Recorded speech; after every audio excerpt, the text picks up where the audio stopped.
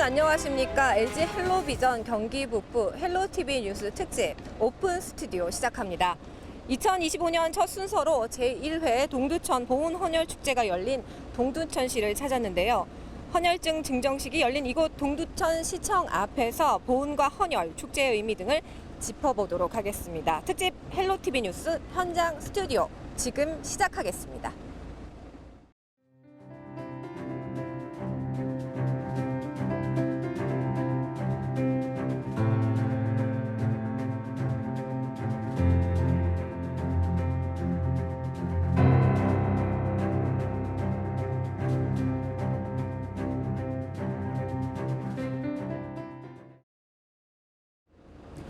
첫 번째 소식입니다. 보훈은 우리가 잊지 말고 기억해야 할 가치죠. 동두천 보훈헌혈축제는 그 가치를 따뜻한 생명 나눔인 헌혈과 연결해 기쁘게 이어보자는 취지에서 마련된 행사인데요.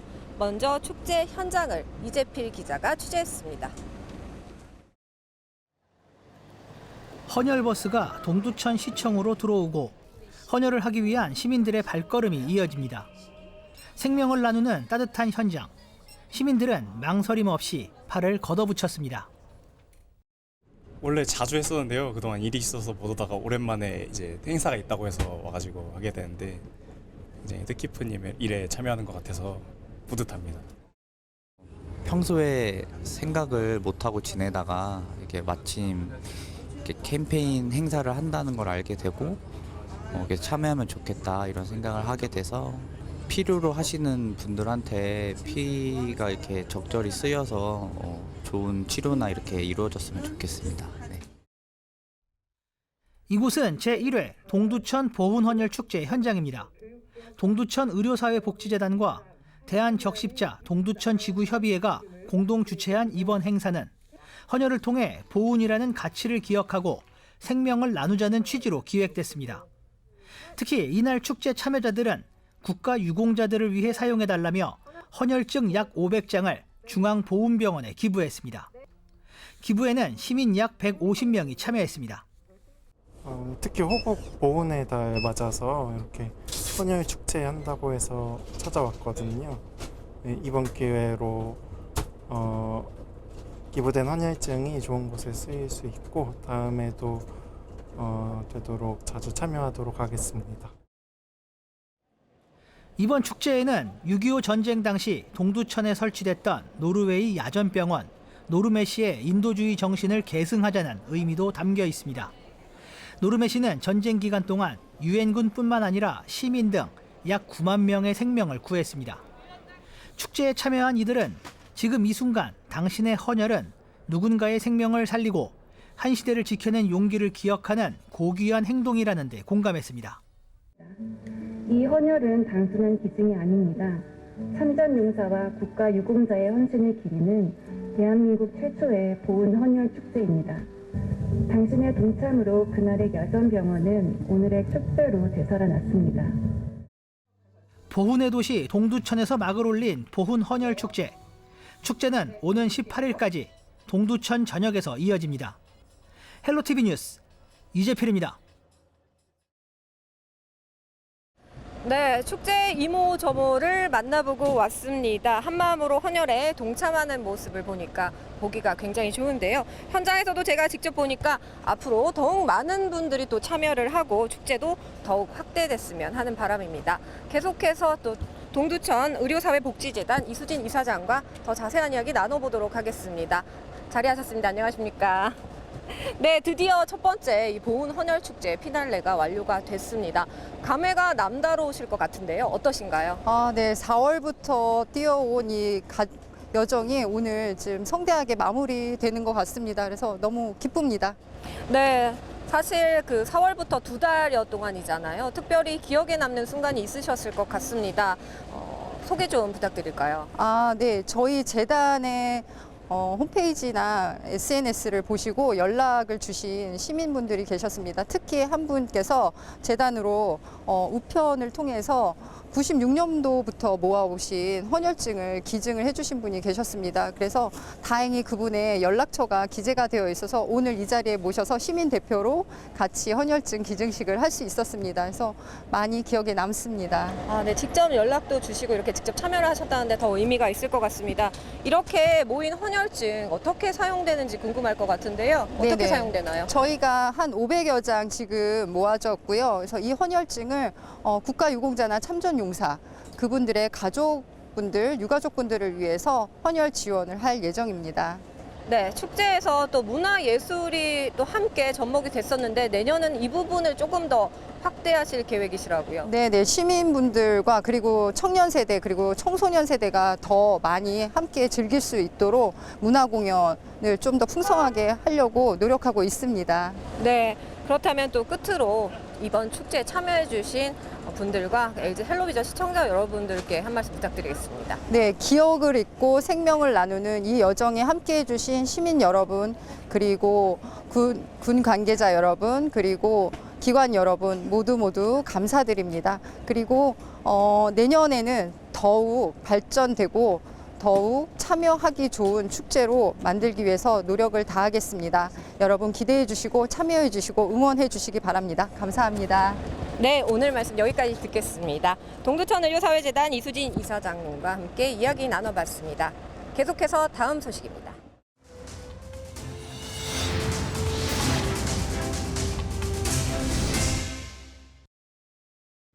네, 동두천 의료사회복지재단은 이번 축제 이전에도 다양한 봉사와 지역민들을 위한 의미 있는 활동을 이어오고 있는데요. 지난 봄에는 지역의 참전 용사분들을 위해서 장수 사진을 무료로 찍어드리고 그 사진을 전시하는 행사를 가졌습니다. 당시 사진전 현장을 김신혜 기자가 다녀왔습니다.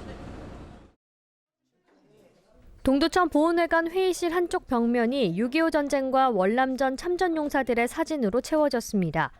태극기 배경에 제복을 입은 백발의 용사들의 사진 옆에는 호국 영웅들을 기억한다는 문구가 담겼습니다. 한쪽에는 전쟁 당시 앳된 청년의 모습이 담긴 흑백 사진과 백발이 된 참전 용사의 컬러 사진이 나란히 전시됐습니다. 청춘을 나라에서 불렀을 때 기꺼이 내어주시고 목숨을 걸고 전장에서 싸우셨습니다. 그래서 그때 용맹했던 젊음은 지금 없어졌지만 백발이 된 노인의 모습이지만 멋진 제복을 입으시고 그 존엄한 모습을 현재 그 영원한 사진으로 남겨서 여러분들과 함께 할 수 있는 이 자리를 만들게 되어서 영광으로 생각합니다. 지난 3월 참전용사들의 현재 사진과 전쟁 당시 사진을 한자리에서 감상할 수 있는 전시회가 열렸습니다. 동두천 의료사회복지재단이 참전용사들을 위해 무료 장수 행복 사진을 찍어준 것을 계기로 마련된 행사입니다. 참전용사들은 사진을 보며 과거를 회상하기도 하고 먼저 간 전우들을 떠올리기도 했습니다. 고맙죠. 매년 한 5, 6천 돌아가시면은 10년 후면은 우리 월남 참전 고엽제 전원들은 영원히 이 땅에 사라질 것 같습니다. 오늘날 이 뜻깊은 장수 사진 전시하려니까 감회가 남다릅니다. 참전용사들의 용맹함에 감사함이 느껴진 전시. 총성은 멈춘 지 오래지만 존경과 감사의 마음을 사진으로 남긴 전시회가 지역사회에 깊은 울림을 전하고 있습니다. 헬로티비 뉴스 김신혜입니다. 네, 보신 것처럼 동두천에는 여전히 우리가 잊지 않아야 할 참전 용사분들이 많이 있습니다. 그만큼 동두천시는 보훈이라는 단어와 또 뗄래야 뗄 수가 없는데요. 박형덕 동두천 시장을 만나 자세한 이야기도 나눠보도록 하겠습니다.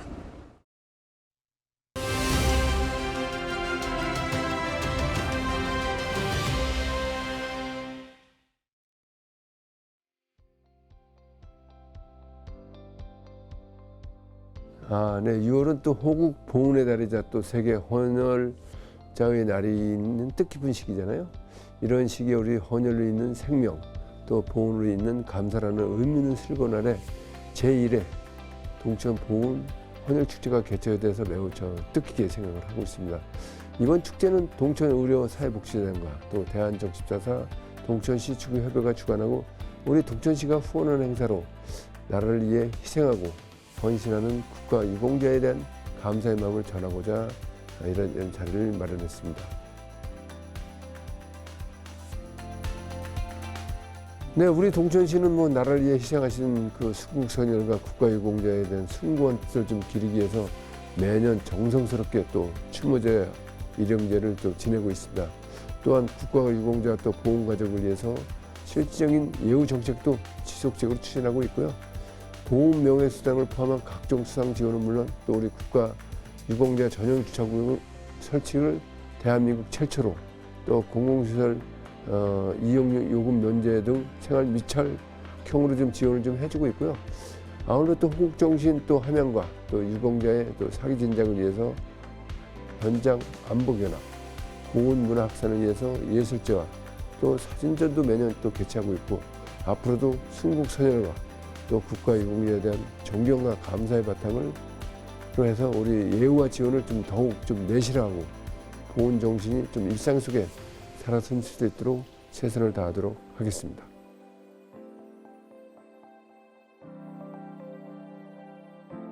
뭐 사실 우리 동천은 1951년부터 전쟁이 발발하면서 동천에 주한미군이 주둔하게 됐죠.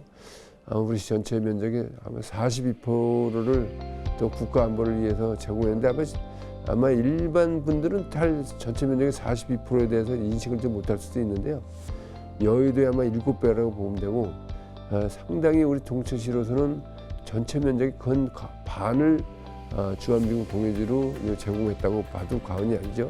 또 이 중 일부가 좀 반환되긴 했어요. 하지만 캠프 K시 등 4개 기지 총 아마 17.42km/평방미터는 아직 반환이 되지 않았고 이 또한 전국 아마 미반환 공유지 아마 70%를 아마 차지하고 있을 겁니다. 상당히 우리 동천시로서는 개발할 수 있는 면적을 반환이 지연되고 해서 많은 어려움을 겪고 있는 지금 현실입니다. 특히 캠프 K시 미군 중심으로 운영되는 그 보선동 상권 그리고 캠프 호비 또 강암동 상권은 이미 거의 다 문을 닫았고 또 거기에 그 거주하는 분들 또한 다른 데 또 이주해서 지금 아마 거의 슬럼화되어 있고 마치 폐허를 연속할 정도로 지금 성장 동력을 아주 잃어버렸습니다. 또 전체 면적에 아마 우리 동천 시민의 한 20% 육박할 정도로 지역 경제 낙은 심각한 타격을 입고 있고요. 사실 경제 손실도 대단합니다. 지방세수 연 300억의 손실화가 또 연 5,278억의 경제적 손실. 지난 51년부터 현재까지 근 70여 년 동안 아마 경제적 손실이 26조에 달할 정도로 지역 경제는 상당히 큰 손실을 입고 있기 때문에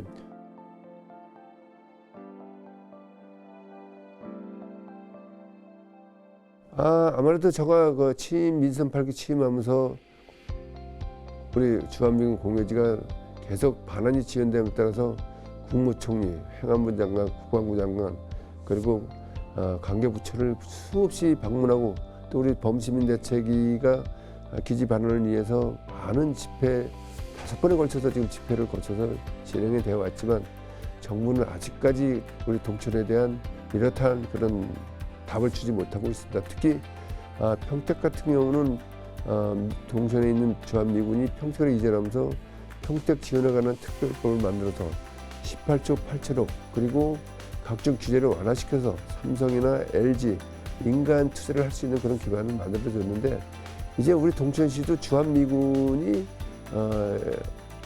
이전을 하려면 확실히 이전에 대한 명확한 그 일정을 또 정부가 제시하든지 이제 국가안보에서 이제 동천에 주둔을 한다 그러면 주둔하는 것에 대해서 반대는 하지 않지만 평택과 같은 그런 특별법을 제정해서 대한민국의 같은 국민으로서 차별 없는 그런 국가 정책이 만들어져야 되지 않겠나 이렇게 생각하기 때문에 동천 주한미군 기지 이전 지원에 대한 장기 미반환 공여국에 대한 특별법을 제정해서 우리 동천시가 그동안 국가 안보 희생에 대한 희생만 강요하지 말고 동천에 대한 거기에 상하는 법은 꼭 제정해야 된다고 생각합니다.